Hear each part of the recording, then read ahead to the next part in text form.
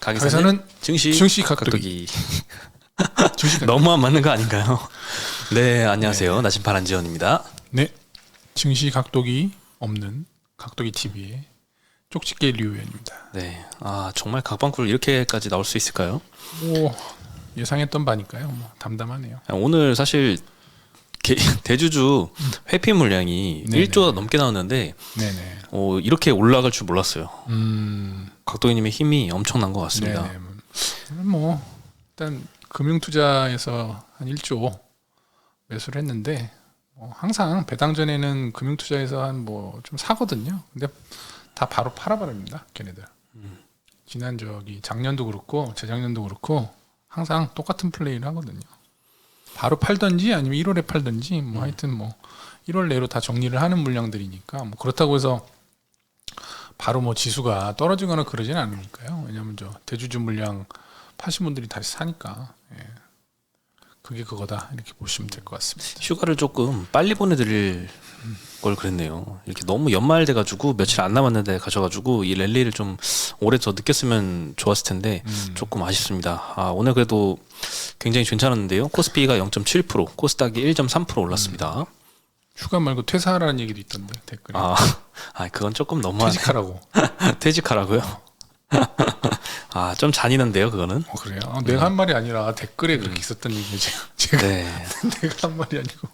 알겠습니다. 여하튼 그렇습니다. 네, 원달러 환율도 1271원, 장중에는 1260원대까지 갔었는데 그래도 좀 많이 떨어지고 있는 상황이고요. 개인이 코스피에서 1조 1300억, 코스닥에서 4100억 정도 순매도가 나왔습니다. 1조 5천억 정도 매도 물량이 나왔습니다. 어제 예상한 바로는 작년도 기준으로 마지막 거래일에 한 3조 원 정도 순매도가 나왔었는데 그거보다는 한 절반 정도 되는 매도세로 일단 올해는 이 대주주 회피 물량은 마무리가 된 것 같습니다. 내년에 네. 수익이 크게 안 날 거라고 생각하시는 분들은 안 팔았을 수도 있거든요. 작년에는 기대감이 좀 있었고 예를 들어서 뭐 한 15억 원어치 샀는데 반토막 났으면 7억이잖아요. 그렇죠. 50% 안 올릴 것 같은데 그리고 안 파신 분도 있지 않을까. 그런 것 같아요. 자산의 자연 감소로 인한 이 대주주의 비자발적 자연 회피 있을 것 같아요. 네, 그런 물량도 좀 있을 것 같습니다. 네, 오늘 업종에서는 비금속 광물 섹터가 2% 상승하면서 제일 많이 올랐습니다. 포스코 케미칼이 2.5% 올랐는데요. 다른 2차전지 오늘 종목도 오늘은 좀 반등을 좀 했습니다. 코스모 화학 5%, 코스모 신소재 2.8%, 일진 머티리얼즈 4%, 동화기업 3.4% 오늘 좀 많이 반등을 했고요. 섬유회복 섹터도 FNF가 3% 가까이 상승을 하면서 업종 2위를 기록을 했습니다. 오늘 중국 관련된 소비주들이 괜찮았습니다. 건설주들도 상승을 했습니다. 현대건설, 동부건설이 3%대, 현대산업개발, GS건설도 2%대 오늘은 건설주도 반등을 했고요. 화학섹터, 여기는 좀 화장품주들이 많이 속해 있는데요. 한국화장품제조, 토니모리 이런 데는 상한가 13% 오늘 좀 중소형 종목들 급등을 했고요. 아모레퍼시픽, 에이블CNC가 6%대 상승, 한국콜마, 코스맥스, 오딤업체도 5% 상승을 했습니다. 업종 하락률은 SD바이오센서가 속한 의료정밀 섹터가 SD바이오센서 오늘 5% 하락하면서 꼴찌를 기록을 했습니다. 그리고 전기가스 업종에서 한국가스공사, 삼천리, 한국전력이 그동안 좀 많이 올라서 오늘은 1~2%씩 하락을 했습니다. 네, 그리고 내일은 이제 드디어 배당락일이네요. 배당을 좀 주는 만큼 좀 떨어질 예정이고 오늘 중국 소식이 좀 영향을 많이 끼쳤던 것 같습니다. 1월 8일부터 해외 입국자들은 시설 격리를 폐지한다라고 합니다. 1월 8일부터는 이제 출발 48시간 이전에 실시한 PCR 음성 결과만 있으면 입국이 가능해지고요. 지정된 호텔에서 별도 격리를 이제 거치지 않아도 됩니다. 일정 기간 동안 재택 격리 또는 건강 모니터링만 한다고 하네요. 지금까지는 과거에는 5일 동안 시설 격리해야 됐었고요. 3일 동안 자가 격리해야 됐었고 이렇게 8일 동안 격리가 의무화됐었습니다. 그러면 여행도 못 가겠죠. 8일 동안 이렇게 그쵸. 가만히 있어야 되면. 근데 이제는 좀 간편해져서 여행이 조금 좀 숨통이 트이지 않을까 싶습니다. 오늘 그래서 중국 증시가 열리긴 했고요. 조금 한 1% 정도 상승을 지금 하는 상태입니다. 참고로 오늘 중국 마감은 없습니다. 네. 네. 없습니다. 이것 때문에 국내 시장에서도 화장품주나 리오프닝 중국 리오프닝 관련해서 좀 많이 올랐던 거잖아요. 그죠? 예. 오늘 뭐 여행주, 항공주도 좋았는데요. 노랑풍선이 6%, 모두투어 3%대, 하나투어 2%대 반등을 했고요. 에어부산, 제주항공, 티웨이항공, 진에어가 3, 4%대, 뭐 5%대까지 상승을 했습니다. 대한항공, 아시아나만 소폭 좀 마이너스를 기록을 했고요. 그리고 대부업체 있잖아요. 대부업체 하면 사실 인식이 굉장히 이렇게 좋진 않죠.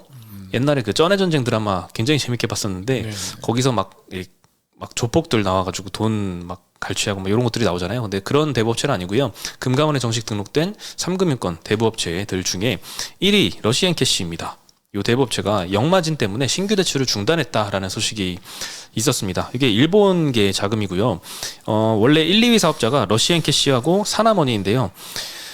한국의 법정 최고금리가 계속 하향 추세였잖아요. 뭐 44% 옛날에 그랬던 것 같은데 20%까지 단계적으로 계속 하향하면서 안 그래도 한국 사업에서 좀 퇴출 수순을 밟고는 있었습니다. 그래서 이 작년도부터 이미 24년도쯤엔 우리가 좀 한국 시장에서 철수할게라고 이미 계획을 발표를 한 상황이었는데 최근에 역마진 상황이 조금 더 그걸 부추겼던 것 같습니다.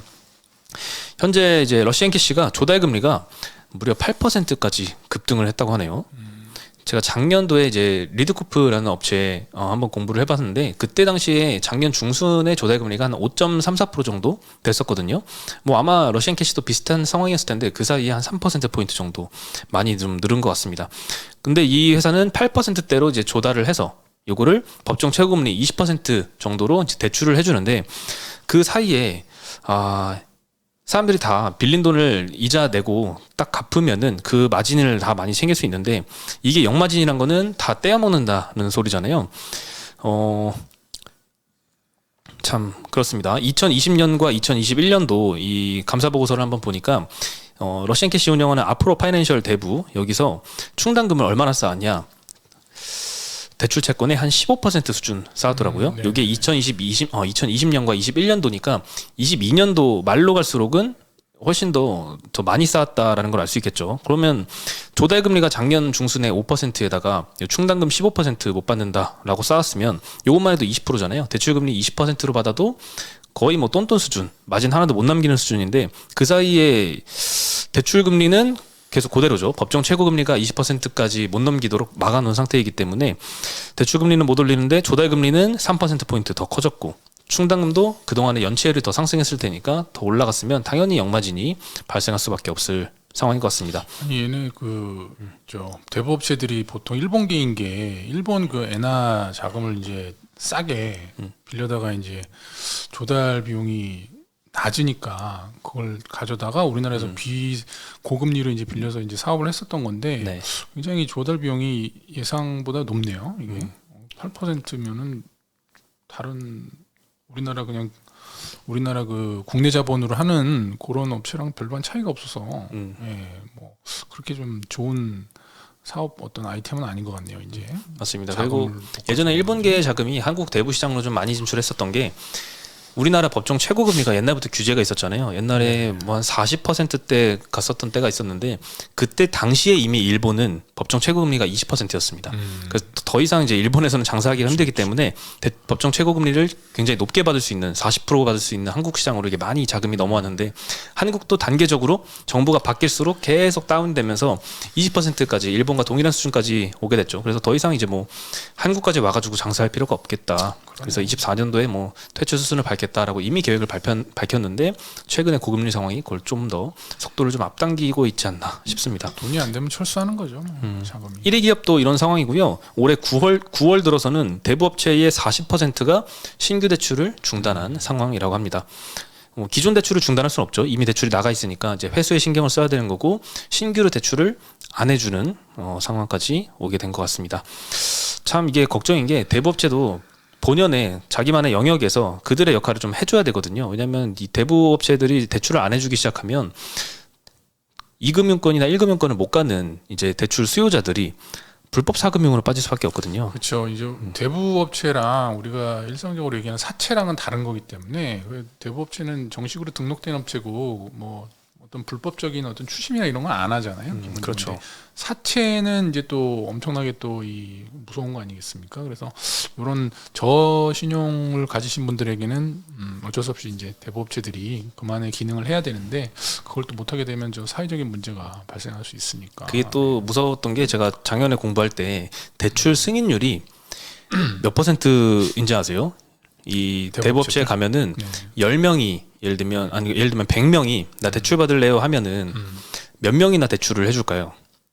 보통 이제 길거리에 막 대출해준다 전단지 엄청 많잖아요. 네. 그래서 전화만 하면 막 해줄 것 같다는 느낌이 좀 들잖아요. 근데 생각보다 요 대부업체에서 대출 받기가 어렵습니다. 대출 승인율이 10% 정도밖에 안 됩니다.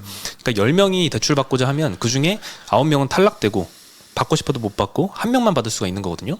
그만큼 이 대부 시장도 3금융권 시장도 공급이 굉장히 부족한 상황입니다. 수요자들이 너무 많은 상태인데 여기다가 신규 대출까지 다 중단해 버린다. 그러면 굉장히 많은 사람들이 불법 사금융으로 갈 수밖에 없는 상황인 거죠. 이것도 참 걱정스러운 상황인데 뭐 대책이라고 하면 대출 금리를 좀 법정 최고 금리를 다시 좀 올려주는 방법밖에 없는 것 같아요. 최근에 이제 금리가 좀 많이 올라온 상황이고 이런 금리 상승 기조에 맞춰서 법정 최고 금리도 좀 올려주는 게 맞지 않나.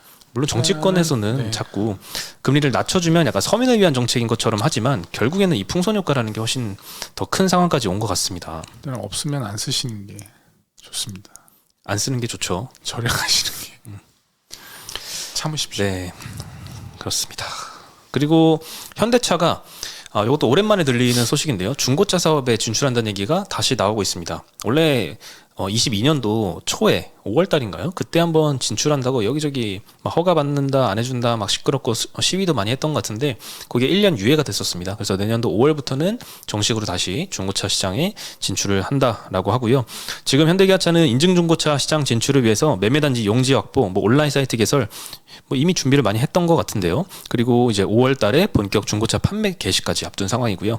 먼저 1월부터 현대기아차가 각각 5,000대 이내에서 시범 판매를 시작을 할 예정입니다. 수입차들은 근데 이미 요 인증 중고차 사업을 하고 있거든요. 벤츠면 벤츠, BMW면 BMW, 자기네 이제 브랜드를 인증을 해가지고 우리가 뭐 중고차긴 하지만 우리가 충분히 이제 품질을 인증했어, 안심하고 사세요 이렇게 하는 건데 현대차도 기아차도 이제 현대기아차 자기네 브랜드 가지고 중고차 사업을 한다는 거죠. 그래서 이 최근에 중고차 시장은 레몬마켓이라는 오명을 굉장히 오랫동안 안고 있었는데 요거 탈피하기 위해서는 아무래도 대기업들이 이 시장에 좀 진출하는 게 답이 아닌가라고 많은 소비자들이 좀 생각을 해서 소비자들이 굉장히 많이 환영을 하고 있는 상황입니다.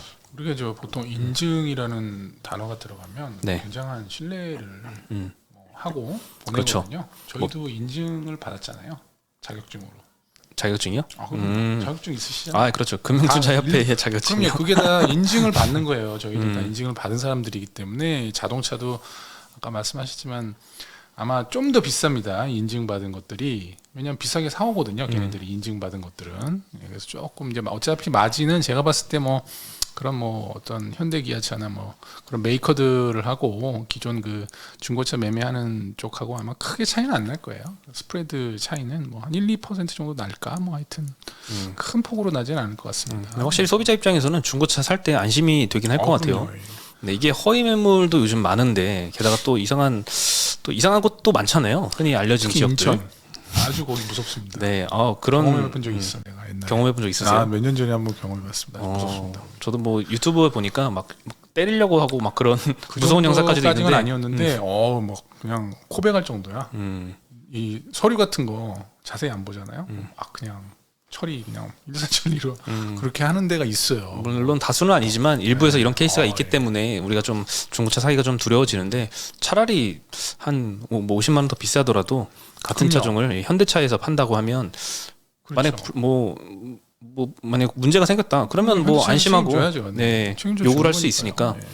네, 훨씬 더 소비자 입장에서는 좋은 제도가 아닌가 싶습니다. 그러니까 뭐 본인이 발품을 팔 능력 되고 뭐 다 서류 챙길 수 있는 능력이 되면 싼 데 가서 이렇게 좋은 물건 사면 되고요. 그게 아니다 싶고 나는 그런 거 다 싫고 그냥 안전한 데 가서 인증된 거 사고 싶다 그러면 조금 더 비용을 치르고 좋은 거 사는 거니까요. 그건 뭐 개별적으로 다 맞춰서 하시는 거니까 예.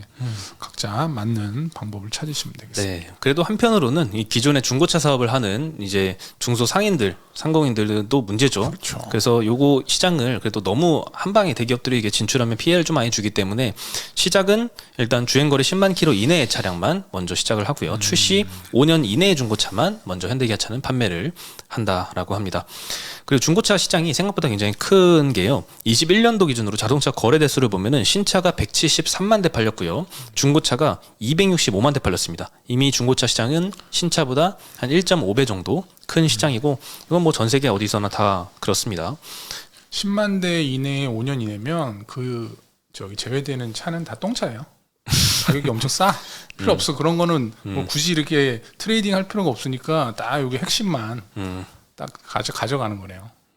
그 안에 들어있는 것만 비싸지 뭐 이거 싼 거는 뭐 팔아봐야 뭐 얼마나 남겠어요. 맞습니다. 네, 나쁘진 않네요. 네. 그리고 또 저는 또 개인적으로 기대가 되는 게 우리가 이제 모든 물건들을 핸드폰까지 다 온라인으로 사는 시대가 왔잖아요. 근데 중고차는 아직까지 온라인으로 사는 게 요 시장이 많이 활성화가 안 돼 있거든요.